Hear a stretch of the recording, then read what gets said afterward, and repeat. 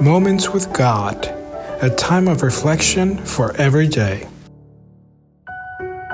March 17th. According to what one has. For if there be first a willing mind, it is accepted according to that a man hath, and not according to that he hath not. 2 Corinthians 8:12. It was the hour of the offerings, and the temple coffers were opened to receive the money of the offerers.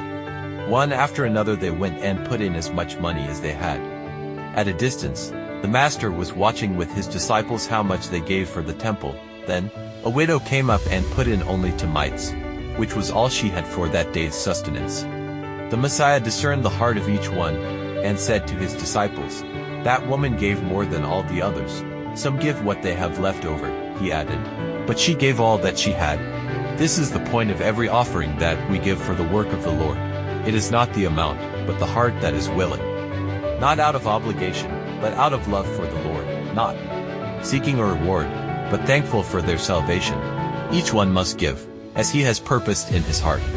However, there are hearts that do not propose to give anything, or they simply give not out of love, but so that others can see how much they give.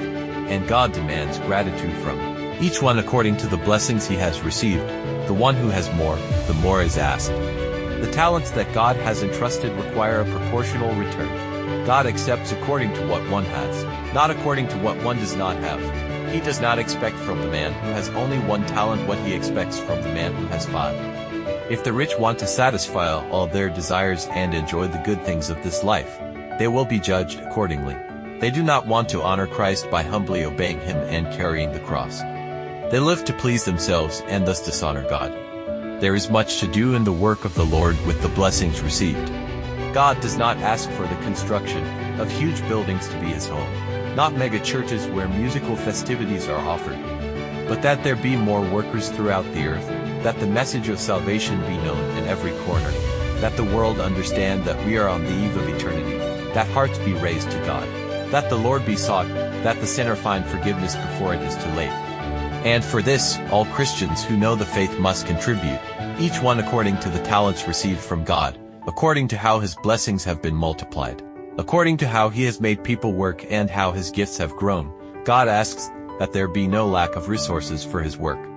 Only those who faithfully use their talents, with a solemn sense of responsibility, do a great work, due to their constant fidelity. Only those who glorify him by wisely increasing the talents that he has entrusted to them to help the cause of God, are great for him. Each one can work for the Lord by being faithful in giving to his work. For this to happen, he must first give his heart to Jesus. He must have surrendered himself to the Lord. He must have had the experience of salvation. The work must be supported by the children of God, that there be no lack of resources, that there be more missions evangelizing the world, that there be more fidelity in giving to the Lord, that there be more self-denial of his people, that it be stored in the heavenly treasures for eternal rewards. We have a heaven to win. This is the greatest reward offered to the victor. An eternal weight of glory is presented to us to induce us to run in such a way that we may obtain the unfading crown of life. And the fight is against the forces of evil. Therefore, with a surrendered heart let us serve the Lord, giving of the blessings he has given us so that his work may continue to advance. Amen. Thank you for listening to this audio. We invite you to share with your contacts and visit the website BibleWell.com.